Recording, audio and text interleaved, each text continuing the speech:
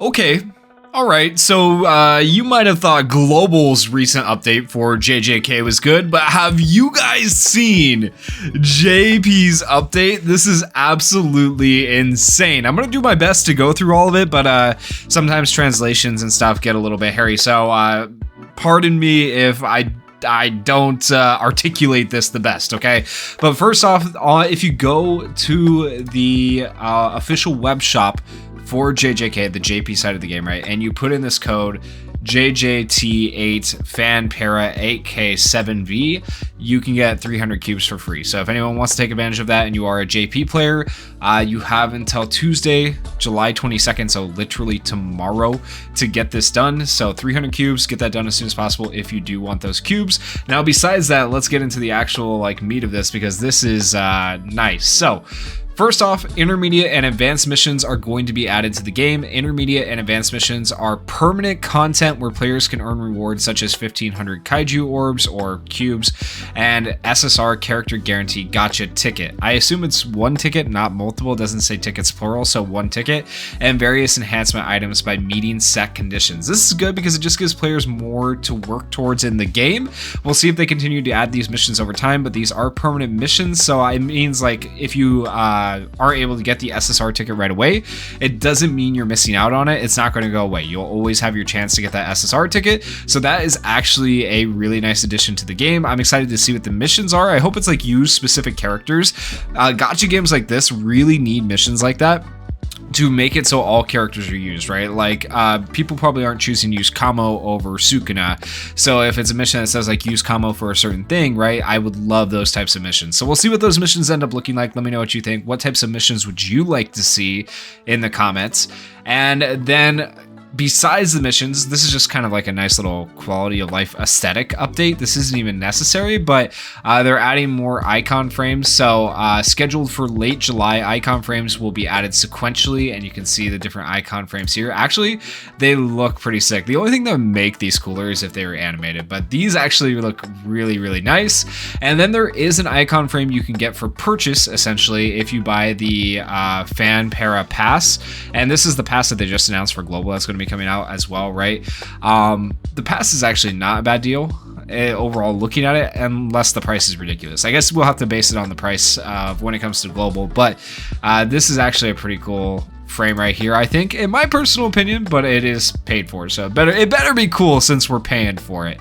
And then we are getting a new Phantom Battle SP update. So this is going to be nice because it's going to be a update for Eso and Kichisu, looks like, and it's just more content for people to grind out for cubes, especially if you're trying to be a free-to-play player on the JP side of the game. So just something to look forward to. And then we are also, this is where it starts to get really good, getting an update for the SP potential routes of characters. The 3 characters this time that are getting their SP potential routes are actually at really great characters to be getting their SP potential routes. I think they chose great characters for this, and I am super excited to see where this takes these characters. I hope it moves them up the tier list so much. But we do have Blue Itadori, we have Blue Kamo, and then we have Junpei as well. So it looks like, here's the breakdown that I get from looking at this, right? So for Blue Yuji, he's going to be able to protect allies even further. He's going to be a long-term battle, strong attacker character. Kamo, on the other hand, is going to become a debuffer, attacking to debuff the enemy now. And then Junpei is going to be able to buff allies now, along with having attack immunity. So that's interesting. But this actually comes out tomorrow on 7/22, so this is actually coming out very, very soon.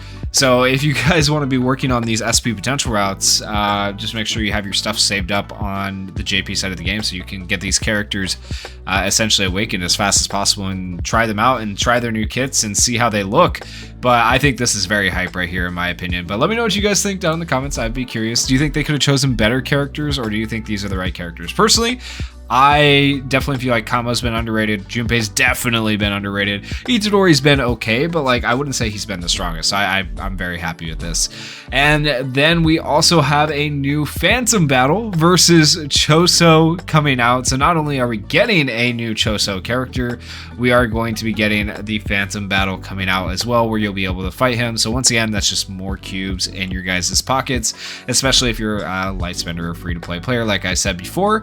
And then this is what people have been waiting for. This is what I've been waiting for. This is what all the free-to-plays, Lightspenders have been craving, dying for. This is what I am saving all my Phantom medals for on global. I have enough Phantom medals to like dupe out one of the free-to-play characters, and I could have done it for like Jogo, or I could have done it for any of the characters that are free-to-play, Mahita, right? But I was like, no, I know this character's coming, so I hope he is good, right? But Dagon is going to be coming to the game. We know a little bit about his kit. We actually know less about his kit though than we do about Choso's, which is absolutely insane considering Dagon is going to be coming out first. But here, let me go ahead and exit out of that.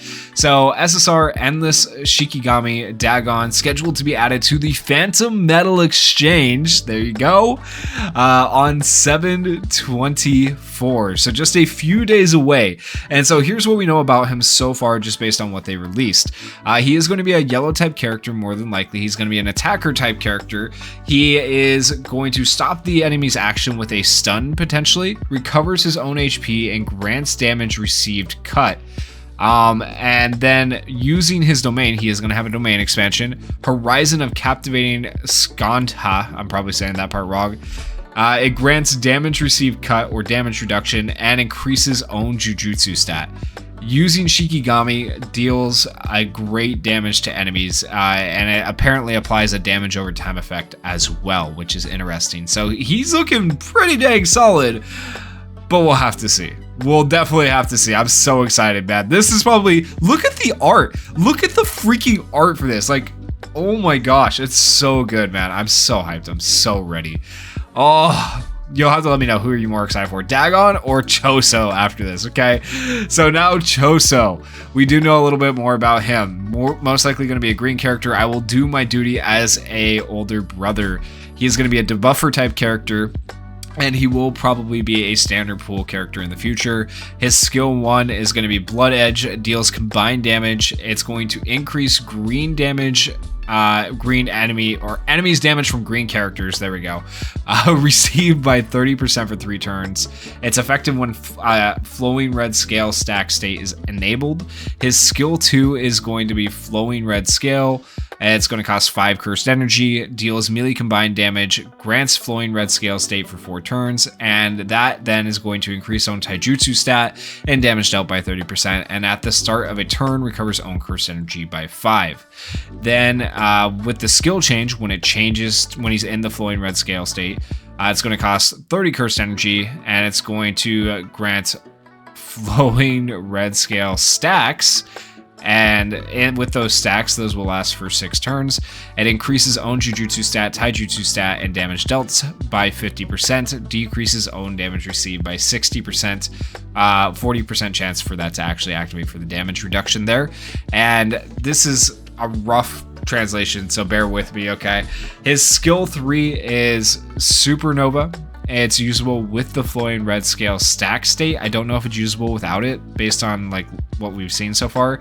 It's going to cost 20 cursed energy, deals ranged Jujutsu damage, increases the selected enemy's green damage received by 50% for 3 turns. Like, the debuffs are going to be insane for the green team. Like, that's so good. And then his ultimate is Piercing Blood, usable with Flowing Red Scale stack state, deals ranged Jujutsu damage, increases the selected enemy's green damage received by 50% plus another 50% for 100% total extra damage for 3 turns. That is going to be very, very good. So I see Choso being a very solid character in terms of debuffing and supporting like a green nuke type team, but we'll just have to see when he gets into the game. Honestly though, yeah, I'm still excited. I'm still more excited for Dagon. Like, I can't even lie to you guys. 100%, I am still more excited for this character. I know some people have been waiting for Choso, though, so I feel like it's going to be a toss-up in the comments. Some people are going to say Choso, some people are going to say Dagon. I don't know. Maybe it'll be more Dagons than I think, but let me know Like, just let me know in the comments. Just type Dagon or Choso. Let me know which one you are more excited for out of the two. Okay, and then besides that, there's just so much, guys. It's crazy. We are going to be getting this in late September. So domain investigation event Cursed Land Genesis will be held. And so I don't even really know what this is. Domain investigation event. Is it going to add like an extra section to domain investigation? It hasn't really specified. This is part that I'm not super understanding of. It doesn't make a whole lot of sense to me, but still looking forward to it. Another event, probably more cubes, obviously, for people, so that's good to say the least. Okay, and then last but not least, we have the roadmap. Of course, the roadmap is all in Japanese, so to sum it up for you guys, in July, here's the updates that are coming. Main story Shibuya incident, red scale and fluctuations. That is going to be happening on the 24th. Also on the 24th, we're going to be getting Dagon. Then on the 31st of July, we are going to be getting Choso. So something to look forward to right there. And you can see that right there. Dagon 24th, Choso 31st. There's the story right there. Okay, it says as much. And then we are also going to get the SP patch for on the 22nd, which is tomorrow. That's this right here, what it's listing. It's one of those things. So that SP patch is the SP potential route for those blue characters and Junpei. And then skill detail UI updates. So they're going to do like a little quality of life update here as well on the 22nd. And then we get into mid-August. So mid-August is going to have a new chapter of the Shibuya incident. And late August is going to have a story reminiscence added, a new playable character, and an original main story part 2. Or information on it, I guess. It might not even be available yet. I think it's just going to be information on the original main story. Yeah. And then mid-September, we're going to get a SP battle update or rework. We're going to get a hidden potential system second stage, whatever that means. And then we're also going to get a harder curse sweeping boss. There's just so much going on. And then late September, domain investigation event, Demonic Land Trailblazing, that domain investigation event that we talked about here. So I don't know, man. There's so much, but that's good. This game needed it. It felt a little bit slow the past few weeks. So this is good to see that they are just continuing to bring out the content, and I love that they're adding new things into the game for us to play, and it's not just the same old thing. And I'm very excited for the events. I'm very excited for the new end game content. Even the missions just being added to the game, I think, is a huge W. That, of course, and means more cubes, a lot of some more cubes, free SSR ticket, right? New free SSR shop character, just really good stuff. But let me know your guys' thoughts down in the comments, and if you guys did enjoy the video, please consider going down there, hitting that like button, hitting that subscribe button, and thank you guys so much for watching and supporting the channel. Peace.